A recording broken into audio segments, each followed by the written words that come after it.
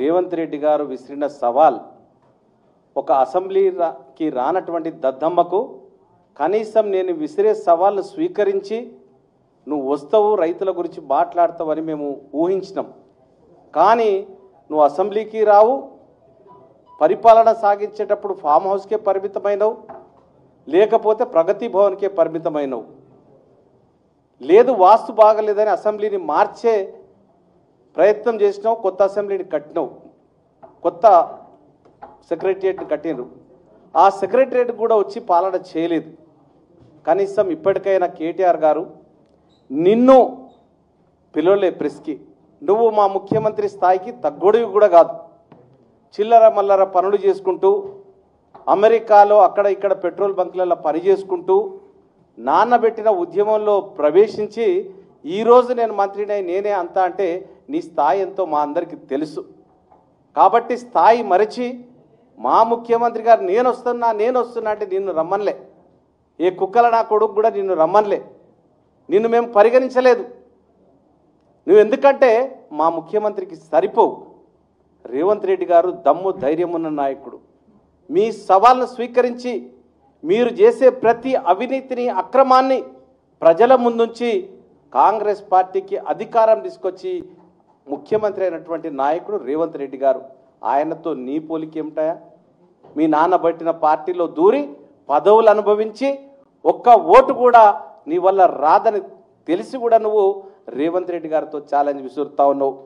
ఈరోజు 18 నెలల నుంచి రైతులను ప్రభుత్వం మోసం చేసింది అంటున్నావు. రైతులను ఆదుకున్నది ఆనాడు టీడీపీ ప్రభుత్వం. అష్ట కష్టాలు పెడుతున్నారని రాజశేఖర్ రెడ్డి గారు పాదయాత్ర చేసి పాదయాత్రలో రైతులు పడుతున్న ఇబ్బందులు గమనించి మొట్టమొదటి రోజు 2004లో ఉచిత కరెంటు విద్యుత్తును ప్రకటించింది కాంగ్రెస్ ప్రభుత్వం. మరి మేము 2004 నుంచి రైతుల పక్షాన ఉన్నాం. అదేవిధంగా రైతులకు రుణమాఫీ చేస్తాం. దేశమంతా రైతులు ఉన్నటువంటి రుణమాఫీ చేస్తాం. మాది రైతు ప్రభుత్వం. మీరు రైతులను వంచన చేస్తున్నారు. మీరు ₹1,00,000 రుణమాఫీ సంవత్సర కాలంలో చేస్తా అని 10 సంవత్సరాల్లో కూడా రుణమాఫీ చేయని వాళ్ళు. కేటీఆర్ నువ్వు మాట్లాడితే ఎట్లనా? ఇవన్నీ తప్పులు నీ దగ్గర పెట్టుకొని కనీసం ఆలోచించకుండా చదివేమో మనం చక్కగా చదివింది లేదు. వానాకాలం చదువులు ఆ గుంటూరులో ఎక్కడో చదివినావు, అమెరికాలో పోయి నేను ఎంఎస్ చేసినా అంటున్నావు. ఆ ఇంగ్లీషు ఆ యాక్సెంట్ తప్పితే అంతకన్నా బుర్ర ఉన్న చదువేం చదవలే. పెద్దగా ప్రజలు హర్షించే చదువు కూడా నీ దగ్గర లేదు. మరి నువ్వు రుణమాఫీ చేయలేదని మర్చిపోయినావా? మరి మీ నాన్న ఆ రోజు వరేస్తే ఉరి అన్నాడు. రైతుల గురించి నువ్వు చెప్పేది నీతి పాఠాలు. మీరు కేంద్ర ప్రభుత్వం మోడీ గారి ప్రభుత్వం రైతులను నల్ల చట్టాలు తీసుకొస్తే సమర్థించిన వాళ్ళు మీరు రైతుల గురించి మాట్లాడితే దయ్యాలు మంత్రాలను వల్లించినట్టుగా ఉంది. సిగ్గుండాలే మాట్లాడడానికి. ఆ రోజు రైతులను అనగదొక్కుతా ఉంటే దేశమంతా మోడీ గారు పెట్టిన నల్ల చట్టాలను వ్యతిరేకిస్తూ ఉంటే సమర్థించినటువంటి చరిత్ర మీ హీనమైన చరిత్ర మీది. రైతుల పట్ల మేము రైతు ప్రభుత్వం, మేము రైతులకు చాలా ఇష్టం. మేము చేసినామయ్యా. రైతు బంధు వేస్తే సరిపోలే. రైతులకు మేము ఇవ్వాల్సిన సబ్సిడీలు ఎన్నో ఉండే. డ్రిప్ ఇరిగేషన్ కానీ, ఎరువుల మీద కానీ, విత్తనాల మీద కానీ, వీటన్నిటి మీద సబ్సిడీ ఇచ్చిన చరిత్ర కాంగ్రెస్ పార్టీది. నువ్వు చేయకుండా ఈరోజు మాట్లాడితే బాగుండదని నీకు కేటీఆర్కు నేను సవాల్ విసురుతా ఉన్నా. హామీలు పదే పదే చెప్తా ఉన్నాం. మేమేం హామీ ఇచ్చినామయ్యా? రుణమాఫీ చేస్తానన్నాం. ఛాలెంజ్గా 2 లక్షల రుణమాఫీ చేసినాం. ఉచిత విద్యుత్ అన్నం 200 యూనిట్ల వరకు ఇచ్చినాం.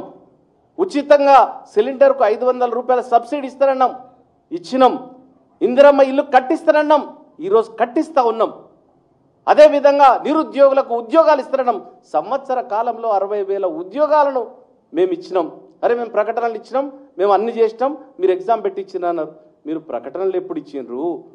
మీరు టీఎస్పీఎస్సీ ద్వారా పెడితే పేపర్ లీక్ అయిపోయాయి, లేకపోతే కోర్టుల కేసులేనాయి. ఏనాడైనా నిరుద్యోగులకు ఉద్యోగం ఇవ్వాలన్న చిత్తశుద్ధి మీలో ఎక్కడా కనిపించలేదు. మీరు దోచుకున్నారు. ఉద్యోగుల పేరిట నిరుద్యోగులను వంచన చేసిండ్రు. సంవత్సరాల పాటు 10 ఏళ్ళు మీరు అధికారంలో ఉంటే ఏ ఒక్క గ్రూప్ 1 నోటిఫికేషన్ ఇచ్చి గ్రూప్ 1 ఉద్యోగాలు నింపలే. ఈరోజు మా గౌరవ ముఖ్యమంత్రి గారు వచ్చి మీరు ఎన్ని కష్టాలు పెట్టినా అడ్డంకులు పెట్టినా సుప్రీంకోర్టుకు వెళ్ళినా గ్రూప్ 1 పరీక్ష నియమించినాం. మళ్ళీ ఎటు దొరుకుతలేదు, నియామక పత్రాలు ఇవ్వద్దని మీరు కోర్టులో వేసినారు. దాన్ని కూడా మా ప్రభుత్వం ఈరోజు దాన్ని తీసే విధంగా ప్రయత్నం చేస్తూ ఉన్నది. రేవంత్ మాట తప్పరు, మాట్లాడినంటే మాట మీద నిలబడే వ్యక్తి. ఆయన వ్యక్తిత్వం గురించి నువ్వు మాట్లాడితే కేటీఆర్, మీరు మాటలు ఎన్నో చెప్పిండ్రు. దళితులకు 3 ఎకరాలు అన్నారు, ఇంటికో ఉద్యోగం అన్నారు, మళ్ళీ ఎక్కడన్నామన్నారు. దళితుడిని ముఖ్యమంత్రి అన్నారు, మళ్ళీ ఎక్కడన్నామన్నారు. ఇవన్నీ మీ యొక్క నైజం. అసత్యాలు ప్రచారం చేయడం, అబద్ధాల మీద మీరు నిలబడడం, మాట్లాడడం మీకు ఒక ఆనవాయితీ, మీ అలవాటు. కాబట్టి మీరందరూ కూడా ఇక నీళ్లు నిధులు నియామకాలు, నీళ్లను పేద ప్రజల రైతుల కోసం ప్రాజెక్టులు కట్టింది ఆనాడు జలయజ్ఞం పేరిట రాజశేఖర్ రెడ్డి గారు. మీరు ఈరోజు నీళ్ళ గురించి మీరు దోచుకున్నారు. ఆ నీళ్లను కూడా మీ పొలాలకు మళ్లించుకున్నారు, మీ ఫామ్ హౌస్లకు. పేద ప్రజలకు ఎక్కడ చేరినాయి? ఎన్ని ప్రాజెక్టులు పూర్తయినాయి? కాకుండానే కాళేశ్వరాన్ని కూలేశ్వరం చేస్తారు. 1,00,000 కోట్లు దాని మీద దండుకుంటారు.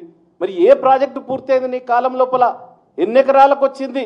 మంచిగా పంటలు పండించుకునే రైతులను వరి పంటకు అలవాటు చేసి లాస్ట్కు వేరే పంటలు వేయకుండా నాశనం చేస్తారు. మరి ఈరోజు మీరు నీళ్లను మీరే కదా, నిధులు అంటావు నీ కుటుంబానికి వచ్చినాయి. నియామకాలు ఎమ్మెల్సీ ఓడిపోయిందని ఎంపీ ఓడిపోయిందని ఎమ్మెల్సీ ఇస్తుంది. మీ మామ వినోద్రావు ఎంపీ ఓడిపోయిందని ఇక్కడ ప్రణాళిక సంఘం చైర్మన్ ఇస్తుంది. తప్ప మీరు ఎవరికన్నా ఏ రోజైనా నిరుద్యోగుల గురించి ఆలోచించినారా? నియామకాల గురించి ఆలోచించినారా? మీకు అదొక స్లోగన్ అయిపోయింది. ఆ స్లోగన్ను పెట్టుకొని ఎన్నికల్లో నెగ్గుతామన్న మాత్రమే, కానీ ఎప్పుడు కూడా మీరు చేయలే.